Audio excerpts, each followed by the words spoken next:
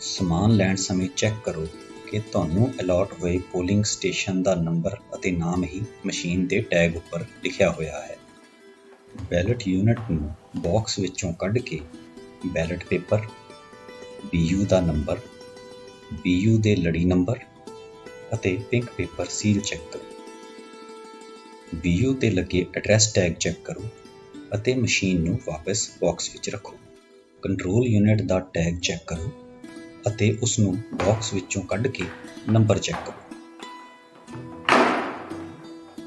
Pink paper ਸੀਲ, battery compartment ਅਤੇ candidate set compartment ਦੇ tag check ਕਰੋ। ਕੰਟਰੋਲ ਯੂਨਿਟ ਨੂੰ ਸਵਿਚ ਆਨ ਕਰੋ।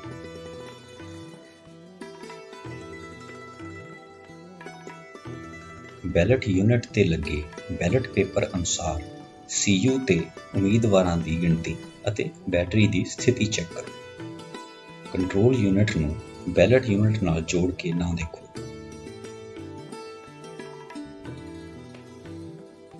ਮਸ਼ੀਨ ਸਵਿਚ ਆਫ ਕਰੋ ਅਤੇ ਬਾਕਸ ਵਿੱਚ ਰੱਖੋ।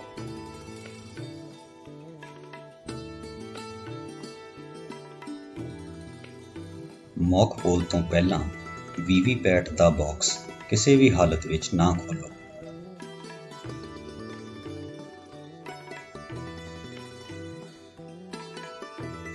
ਬੈਲਟ ਯੂਨਿਟ ਅਤੇ VVPAT ਨੂੰ ਬਾਕਸ ਵਿੱਚੋਂ ਬਾਹਰ ਕੱਢੋ ਅਤੇ VOTING ਕੰਪਾਰਟਮੈਂਟ ਵਿੱਚ ਰੱਖੋ। ਕੰਟਰੋਲ ਯੂਨਿਟ ਨੂੰ ਪੋਲਿੰਗ ਆਫਿਸਰ ਨੰਬਰ 3 ਦੇ ਟੇਬਲ ਤੇ ਰੱਖੋ।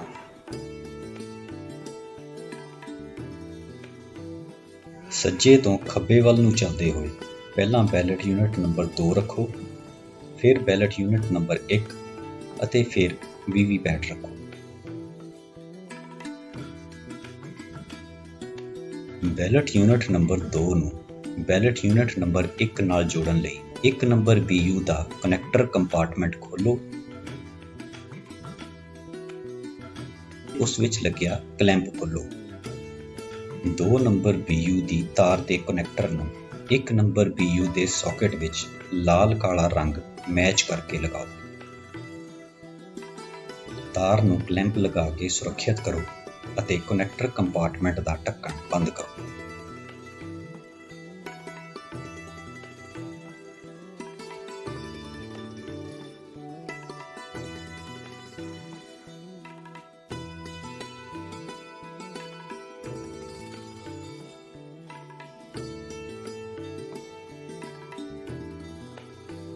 ਬੈਲਟ ਯੂਨਿਟ ਨੰਬਰ 1 ਦੇ ਕਨੈਕਟਰ ਨੂੰ VVPAT ਦਾ ਕਨੈਕਟਰ ਕੰਪਾਰਟਮੈਂਟ ਖੋਲ੍ਹ ਕੇ ਰੰਗ ਮੈਚ ਕਰਕੇ ਸਾਕਟ ਵਿੱਚ ਲਗਾਓ।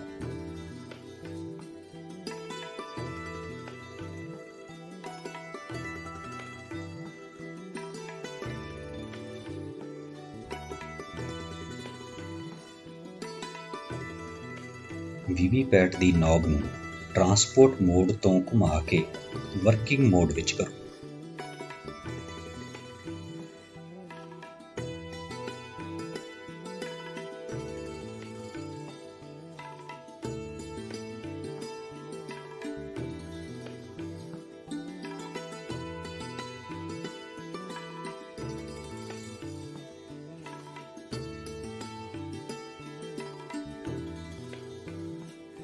VVPAT ਦੀ ਤਾਰ ਨੂੰ ਕੰਟਰੋਲ ਯੂਨਿਟ ਦੀ ਸਾਕਟ ਵਿੱਚ ਰੰਗ ਮੈਚ ਕਰਕੇ ਲਗਾਓ।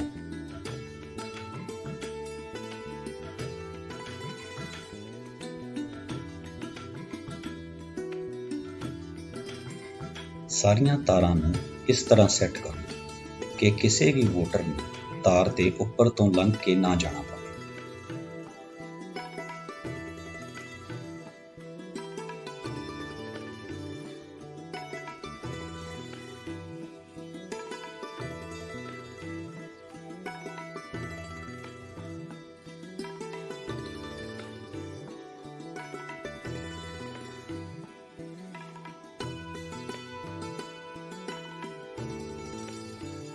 ਬੂਥ ਵਿੱਚ ਵੋਟਰ ਦੀ ਆਵਾਜਾਈ ਦਾ ਰਸਤਾ ਨਿਰਵਿਘਨ ਹੋਣਾ ਚਾਹੀਦਾ ਹੈ।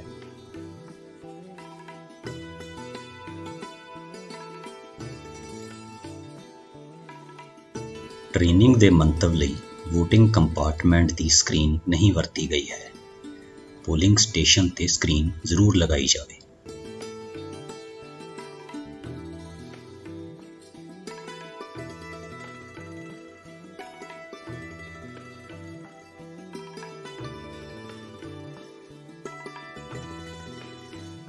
ਮੌਕ ਪੋਲ ਕਰਵਾਉਣ ਲਈ control unit the switch on ਕਰੋ।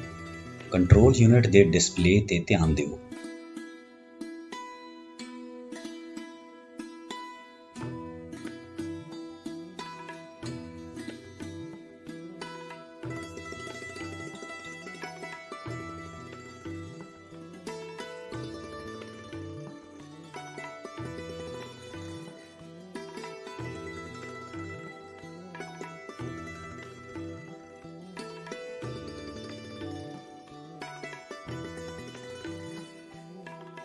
ਇਹਨਾਂ ਵਿੱਚੋਂ ਕੋਈ ਵੀ ਡਿਸਪਲੇ ਮਿਸ ਹੋਵੇ ਤਾਂ ਮਸ਼ੀਨ ਦੇ ਕਨੈਕਸ਼ਨ, BU ਦਾ ਕ੍ਰਮ ਅਤੇ ਵੀਵੀਪੈਟ ਦੀ ਨੌਬ ਦੁਬਾਰਾ ਚੈੱਕ ਕਰੋ।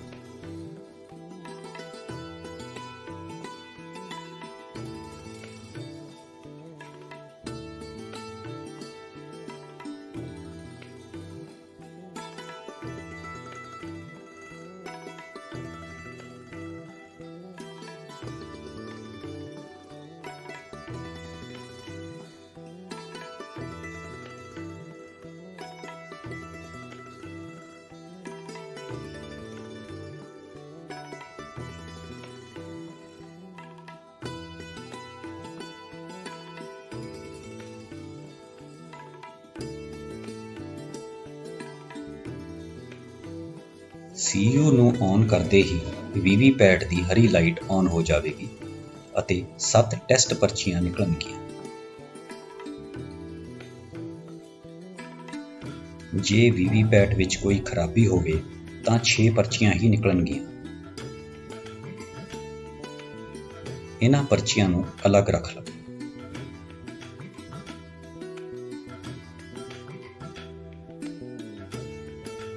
CU ਦਾ ਟੋਟਲ ਬਟਨ ਦਬਾਓ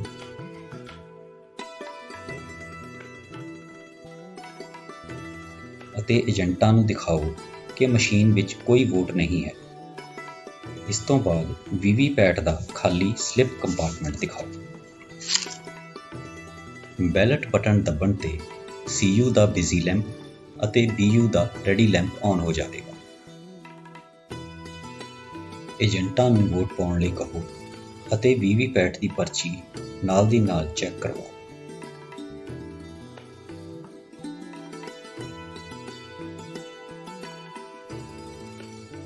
ਨੋਟਾ ਸਮੇਤ ਹਰ ਉਮੀਦਵਾਰ ਨੂੰ ਵੋਟਾਂ ਪਾਓ। ਕੁੱਲ ਵੋਟਾਂ ਘੱਟ ਤੋਂ ਘੱਟ 50 ਜ਼ਰੂਰ ਹੋਣ। ਪਾਈਆਂ ਵੋਟਾਂ ਦੀ ਗਿਣਤੀ ਨੋਟ ਕਰੋ। ਕਲੋਜ਼ ਬਟਨ ਦਬਾ ਕੇ ਮੌਕ ਪੋਲ ਕਲੋਜ਼ ਕਰੋ ਅਤੇ ਏਜੰਟਾਂ ਨੂੰ ਦਿਖਾਓ।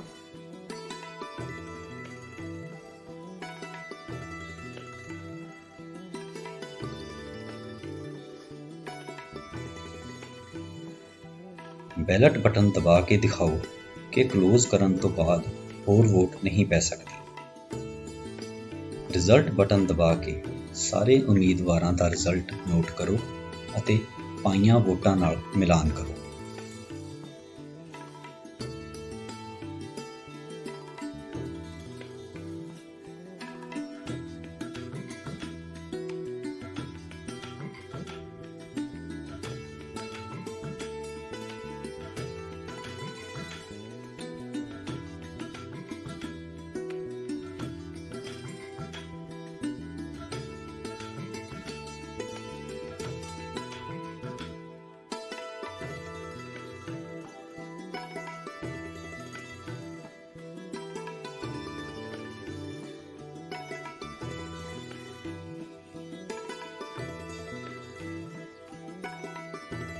ਕਲੀਅਰ ਬਟਨ ਦਬਾ ਕੇ ਪਾਈਆਂ ਵੋਟਾਂ ਨੂੰ ਕਲੀਅਰ ਕਰੋ।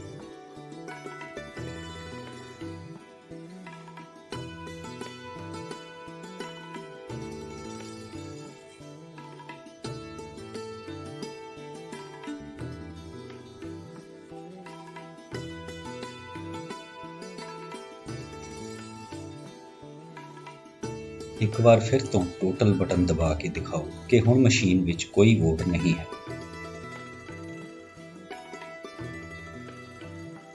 ਕੰਟਰੋਲ ਯੂਨਿਟ ਦਾ ਸਵਿਚ ਆਫ ਕਰੋ।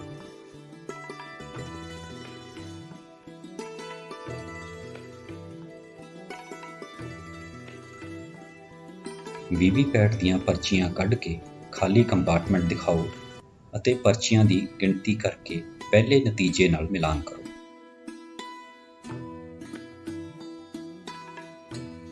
ਮੌਕ ਪੋਲ ਸਰਟੀਫਿਕੇਟ ਭਰ ਕੇ ਪੋਲਿੰਗ ਏਜੰਟਾਂ ਦੇ ਹਸਤਾਖਰ ਕਰਵਾਓ। ਮੌਕ ਪੋਲ ਦੀਆਂ ਪਰਚੀਆਂ ਪਿੱਛੇ ਮੌਕ ਪੋਲ ਸਲਿੱਪ ਦੀ ਮੋਹਰ ਲਗਾਓ ਅਤੇ ਪਰਚੀਆਂ ਨੂੰ ਕਾਲੇ ਲਿਫਾਫੇ ਵਿੱਚ ਪਾ ਕੇ ਸੀਲ ਕਰੋ। ਉਸ ਉੱਪਰ ਬੂਥ ਦਾ ਵੇਰਵਾ ਲਿਖੋ। ਲਿਫਾਫੇ ਨੂੰ ਪਲਾਸਟਿਕ ਦੇ ਡੱਬੇ ਵਿੱਚ ਪਾ ਕੇ ਉਸ ਉੱਪਰ ਵੀ ਬੂਥ ਦਾ ਵੇਰਵਾ ਲਿਖੋ ਅਤੇ ਪਿੰਕ ਪੇਪਰ ਸੀਲ ਨਾਲ ਸੀਲ ਕਰਕੇ ਏਜੰਟਾਂ ਦੇ ਹਸਤਾਖਰ ਕਰਵਾਓ।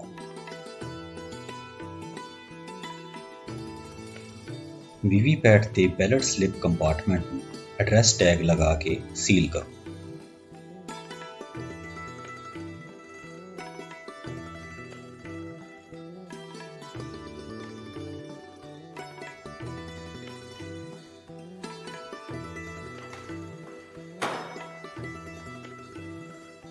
ਕੰਟਰੋਲ ਯੂਨਿਟ ਦੇ ਰਿਜ਼ਲਟ ਸੈਕਸ਼ਨ ਨੂੰ ਖੋਲ੍ਹ ਕੇ ਅੰਦਰ ਵਾਲੇ ਢੱਕਣ ਵਿੱਚ ਏਜੰਟਾਂ ਵੱਲੋਂ ਹਸਤਾਖਰ ਕੀਤੀ ਗ੍ਰੀਨ ਪੇਪਰ ਸੀਲ ਨੂੰ ਇਸ ਤਰ੍ਹਾਂ ਲਗਾਓ ਕਿ ਮੋੜਨ ਤੋਂ ਬਾਅਦ ਉਸ ਦਾ ਨੰਬਰ ਪੜ੍ਹਿਆ ਜਾ ਸਕੇ।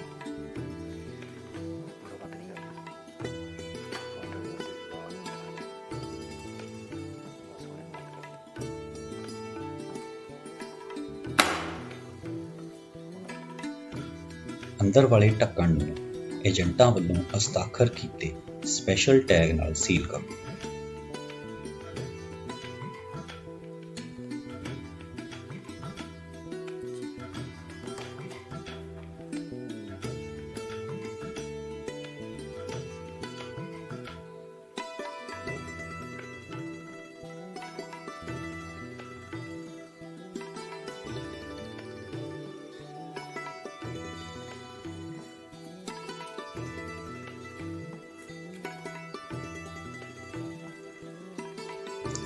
ਸਪੈਸ਼ਲ ਟੈਗ ਨੂੰ ਗੱਤੇ ਦੇ ਟੁਕੜੇ ਉੱਪਰ ਰੱਖ ਕੇ ਲਾਖ ਲਗਾਓ ਤਾਂ ਜੋ ਮਸ਼ੀਨ ਉੱਪਰ ਲਾਖ ਨਾ ਡਿੱਗੇ।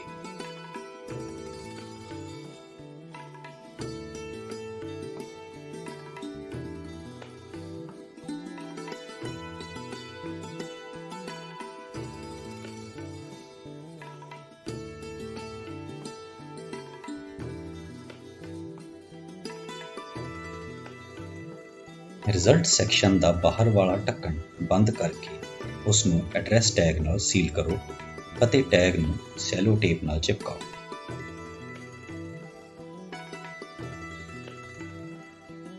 ਗ੍ਰੀਨ ਪੇਪਰ ਸੀਲ ਦੇ ਉੱਪਰ ਵਾਲੇ ਹਿੱਸੇ ਤੋਂ ਕਾਗਜ਼ ਹਟਾਓ ਅਤੇ ਇਹ ਵਾਲਾ ਪਾਸਾ ਰਿਜ਼ਲਟ ਸੈਕਸ਼ਨ ਦੇ ਢੱਕਣ ਤੇ ਚਿਪਕਾਓ।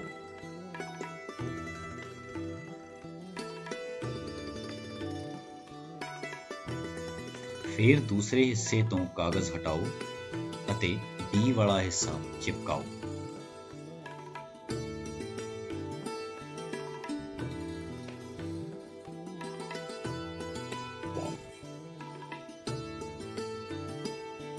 CU ਨੂੰ ਸਵਿਚ ਔਨ ਕਰੋ ਅਤੇ ਪੋਲਿੰਗ ਸ਼ੁਰੂ ਕਰਵਾਓ।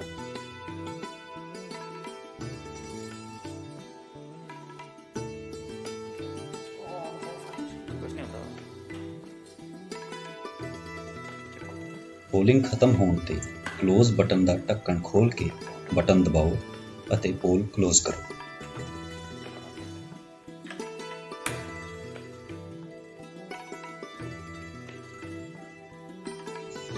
ਕੰਟਰੋਲ ਯੂਨਿਟ ਨੂੰ ਸਵਿਚ ਆਫ ਕਰੋ। ਕਨੈਕਟਰ ਦੇ ਲੈਚ ਦਬਾ ਕੇ ਸਾਕਟ ਵਿੱਚੋਂ ਕੱਢੋ। ਵੀਵੀਪੈਟ ਦੀ ਨੌਬ ਘੁਮਾ ਕੇ ਟਰਾਂਸਪੋਰਟ ਮੋਡ ਵਿੱਚ ਕਰੋ। ਵੀਵੀਪੈਟ ਤੋਂ ਬੈਲਟ ਯੂਨਿਟ ਦੀ ਤਾਰ ਕੱਢੋ।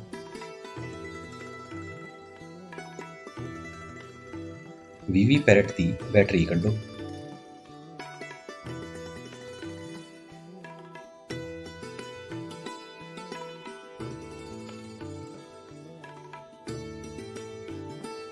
ਵੀਵੀਪੈਟ ਨੂੰ ਬਾਕਸ ਵਿੱਚ ਰੱਖ ਕੇ ਬਾਕਸ ਨੂੰ ਐਡਰੈਸ ਟੈਗ ਨਾਲ ਸੀਲ ਕਰੋ।